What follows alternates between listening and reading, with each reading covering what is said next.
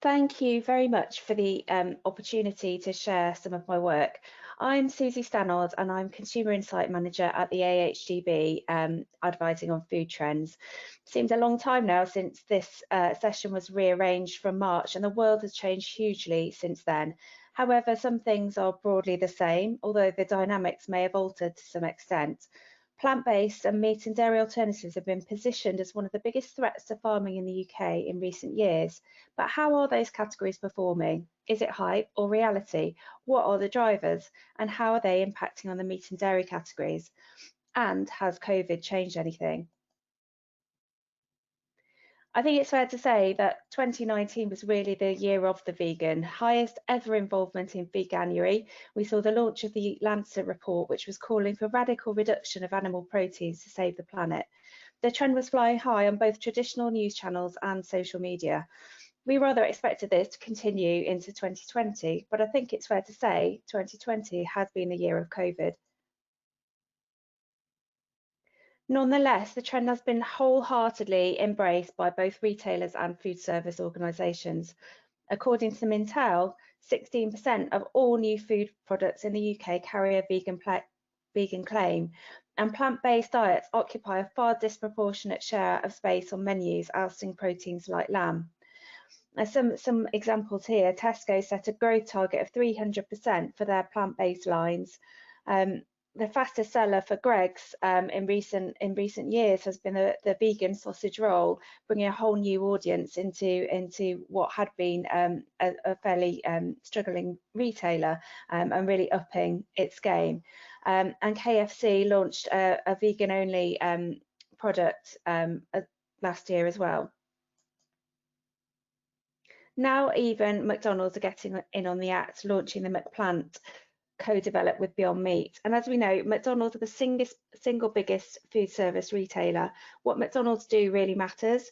So going into July, Big Macs alone accounted for 24% of beef volume growth as food service started to open back up. But in part, McDonald's are really just responding to trends. So competitors such as Burger King have launched the Rebel Whopper, and it's important that McDonald's do cater for all segments of the market. Incidentally, it's not just about plant-based, so they're also launching the McRib after a gap of 8 years. Listening to the media, you would think that everybody is on the verge of cutting out meat forever, but that's not necessarily true. The majority of consumers feel that most meat products should be eaten in moderation, and I think most of us in this room would feel that way and would include meat and dairy as part of a balanced diet, particularly when you're thinking about processed meats like bacon and sausage. If we look at how consumers feel about their meat consumption, actually the majority of consumers feel that they consume about the right amount of meat currently.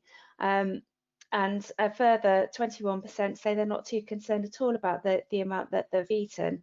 There's only quite a small minority who believe that they eat too much and will try to eat less. And about 1 in 5 who say that they're considering cutting back on dairy. So we've got this kind of wavering group who are the group that we really need to be aware of.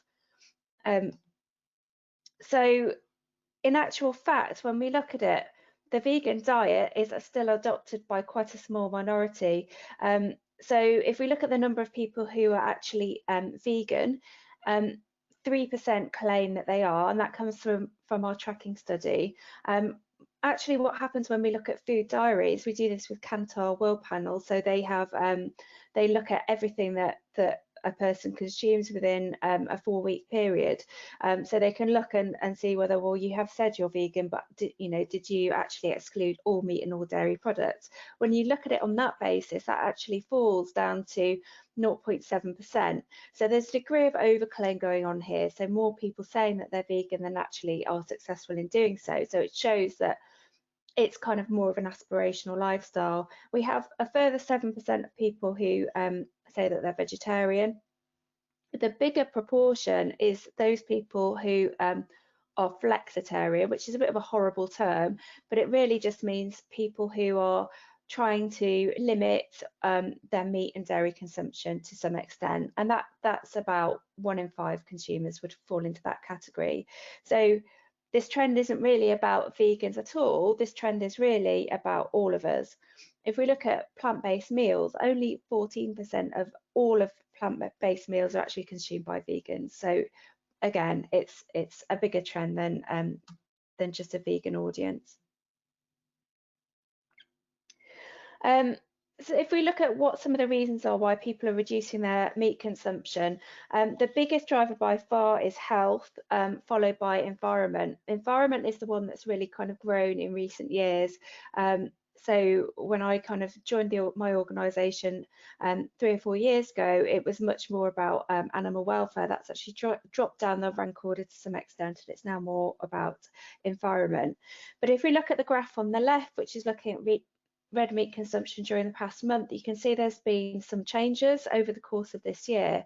So coming up towards the end of 2019, there was sort of a steady increase in the number of people who said they felt they were consuming less red meat than previously. With the advent of COVID, that really changed. So all of a sudden there was a big drop off in the number of people who said they were trying to reduce their meat consumption, and there was actually a doubling in the number of people who said that actually in the last month they'd consumed more red meat than previously. And some of the reasons behind that are really to do with things like scratch cooking, people being very bored at home, as I'm sure all of us were, looking to do stuff to fill the time, and actually scratch cooking was one thing they were trying to do. But people also becoming very conscious of health as well, wanting to make sure that they had a balanced diet that kind of ticked all of the boxes as well. So there were kind of lots of reasons behind that, but those are kind of some of the main ones. So how about views towards plant-based? Where are consumers' heads at? So I think it's fair to say 2020 has been a really bizarre year, and up until this year, plant-based and meat-free products were really flying. Both had reported consistent double-digit growth over the last couple of years, while red meat had been pretty stable, with very slight declines in penetration over time. Over the course of this year, things have changed, however. Meat, well, and if you look at the size of meat volumes in totality, meat, fish, and poultry volumes are at around 1.6 million tonnes. Meat free, so we're looking at meat alternatives there, so things like corn, etc., and a lot of the newcomers are worth around about 28,000 tonnes. So there's, you know, a whole shift here in terms of meat, fish and poultry, massive, meat-free, quite small. But in terms of what's happened over the course of this year, we might have expected meat-free to kind of increase even more, but actually that didn't happen. So meat-free grew at about the same rate as the rest of the market, and in fact did not grow as strongly as proteins like beef, which saw 18% growth. So in some ways you might say that meat-free there underperformed. And it's interesting to see as well that during the coronavirus and during the kind of lockdown period, what we saw was actually a drop off in penetration for meat free. So the number of households buying meat free went down from 13.8 to 12.5%. So that's only a small drop off, but I think it's quite telling when you look at what happened to penetration for primary red meat, which actually grew penetration from 67% up to 71%. So why? What was happening there? Well, I touched on this earlier, but there was a real return to scratch cooking, a need to feed the family. So more people had, you know, perhaps children returning home from university and things like that. More people in the household having more meals at home. People were batch cooking more, so making big pans of things, and actually meat lends itself to that, and there's a real comfort of the familiar as well. And the other thing as well that probably played a role was that as people were trying to visit supermarkets less often, we saw less impulse purchasing than we'd perhaps seen in the past.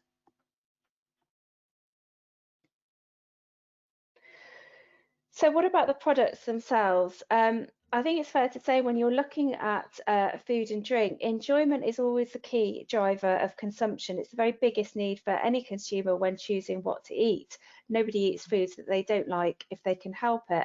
And you can see here in this data by Kantar, they've broken down total food and drink by need. So the majority, so 78%, is eaten for enjoyment reasons, followed by practicality, which is around convenience, things like that, having it in your cupboard, and about 1 in 3 servings of any food and drink product typically eaten for health.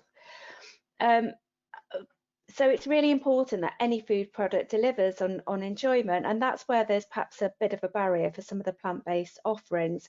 And I think it's fair to say that plant-based products have come a long way in the past couple of years, but there's still potentially some barriers there.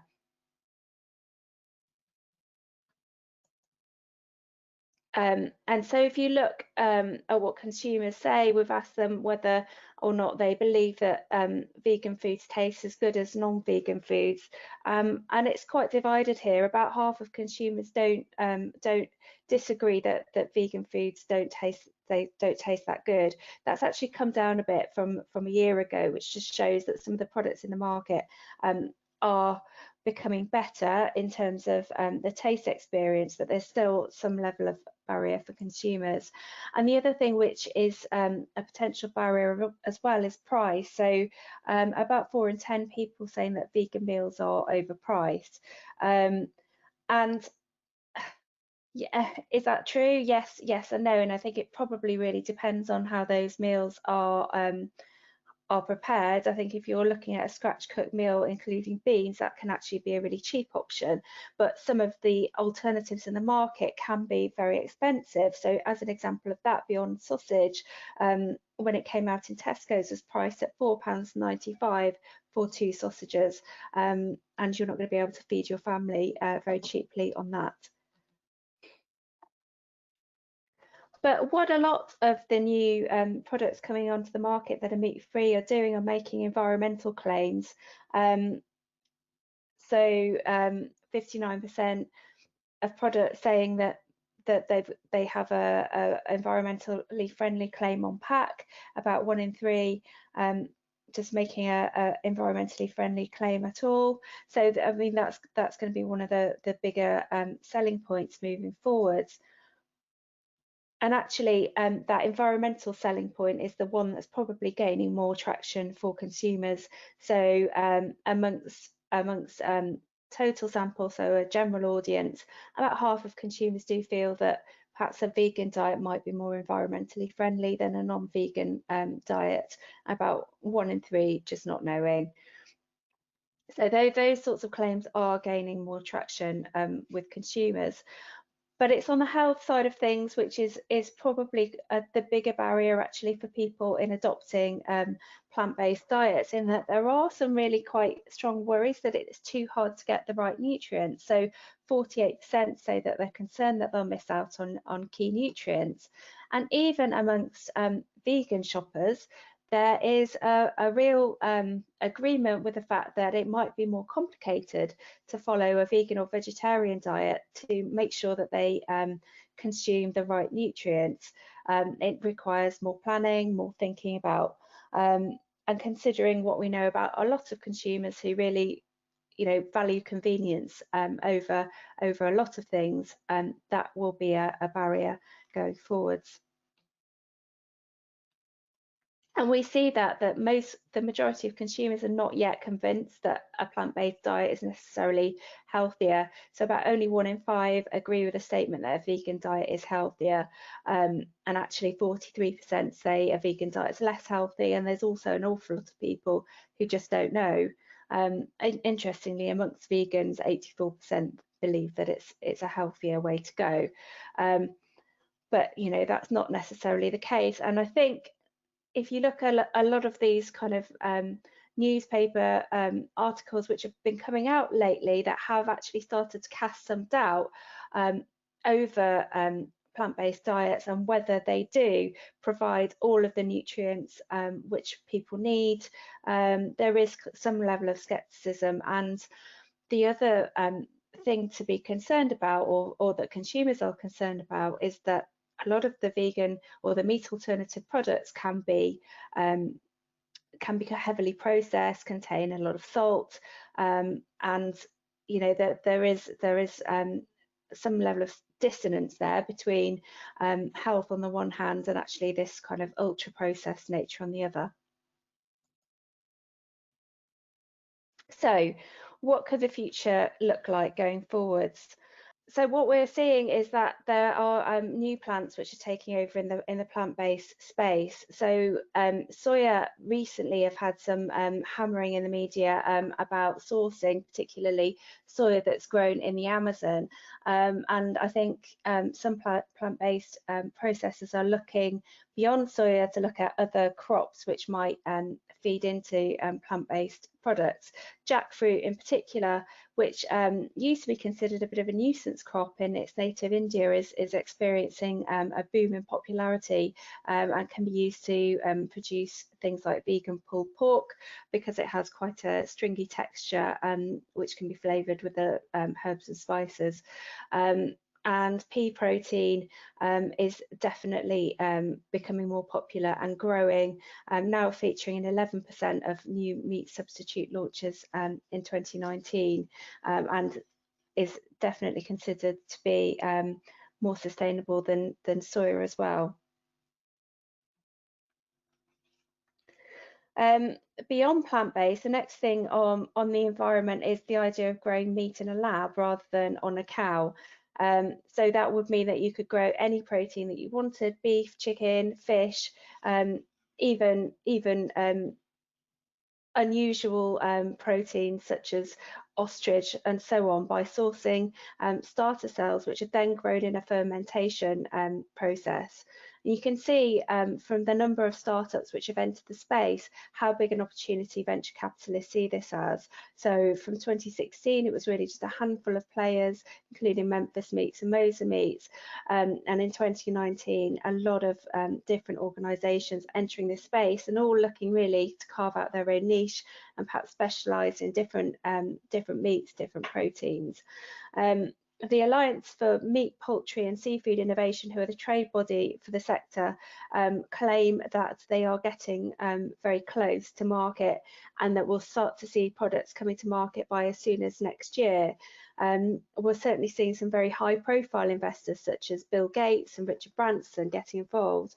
But the key difficulty is really of scalability. So costs have been brought down massively, but it's still nowhere near reasonable. I think we're still looking at something like £38 for a single chicken nugget. A recent report that I've seen suggested it'd be more like 2040 before these products started to become mainstream. There's likely barriers as well for those products around regulation in particular, and also consumer acceptance.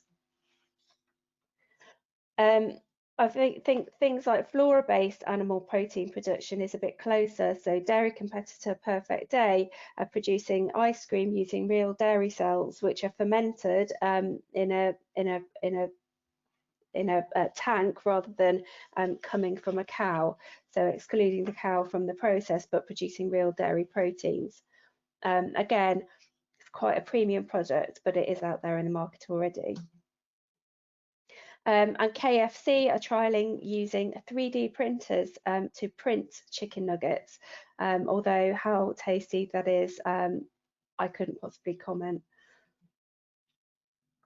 There is still some barriers, I suppose, in the kind of lab-grown meat sector, some lack of willingness amongst consumers. There's still a bit of yuck factor, I think, which has to be overcome. But particularly amongst younger consumers, there's a bit more willingness to kind of trial some of these products. So about 40% of Gen Z consumers and 16 to 24-year-olds would be willing to eat meat that was created in a lab, so that no animals had to be killed. But it's not wholly negative, because I think farming and animal farming still has a really strong story to tell. So it's not all doom and gloom. We did some work last year with a research agency looking at trust within the whole of the food supply chain, looking through from farmers, food processors, supermarkets, food service, and government agencies. And it was really encouraging for me to see that farmers were by far the most trusted groups within the supply chain. And that gives us a really strong base to build from and to talk to consumers about. Because although farmers were the most trusted groups, they were also the group which consumers felt that they heard from the least. So I think there's mileage there in having more conversations with consumers and opening up more about how we farm to show consumers what actually happens. And the reason why British farmers were trusted was really about demonstrating shared values. So consumers believe that farmers are experts in what they're doing, but also this sense of care. So they care about their animals and they also care about the planet. And you can see farmers there head and shoulders above other parts of the supply chain on that, which gives us a good platform to begin from. So what might happen in the future? I think it's important to note the change in this plant-based change really isn't about the vegans at all. I mean, as I mentioned, only 40% of plant-based foods are actually being consumed by vegans, so it's really much broader than that. So what we need to do is really innovate. Often consumers are not necessarily looking to wholly exclude meat and dairy from their diet, but they are actually interested in consuming things which are new and different and that can drive changes. So we need to be able to innovate and modernise how animal products are presented to make them attractive. We also need to be able to reassure citizens and potential buyers about these reputational factors around health, around the role that meat and dairy can play within a balanced diet and how vital they are, about the environment, and actually how some of the ways in which we produce in the UK lead to some of the most sustainably produced meat and dairy in the world, and also on welfare and how our welfare practices are world leading. There are challenges for the plant-based sector as well, which people need to be aware of. So it's about there is a real need for delivering taste and enjoyment credentials and navigating market saturation as well.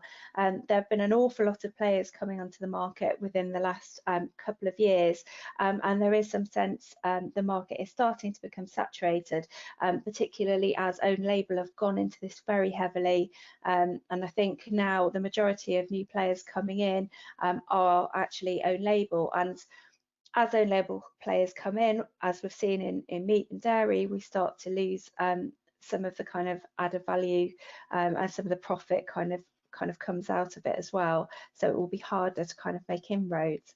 Some of the weaknesses as well is a lot of plant-based isn't necessarily catering in the right way, the right price points and the right pack sizes to enter the family markets as well. So that's something to think about.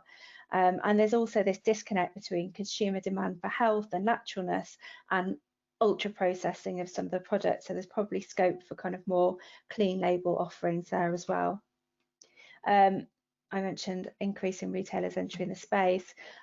Also I think it's fair to say post-COVID, there's been a renewed consumer interest in naturalness, in kind of localness, in shopping local, buying local. We've seen retailers like butcher shops going really strongly, milkmen, and so on as well.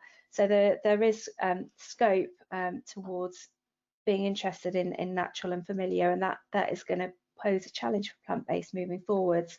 And also, as mentioned, the regulatory framework is a challenge, particularly when we look at the kind of cell-based new innovation side of things.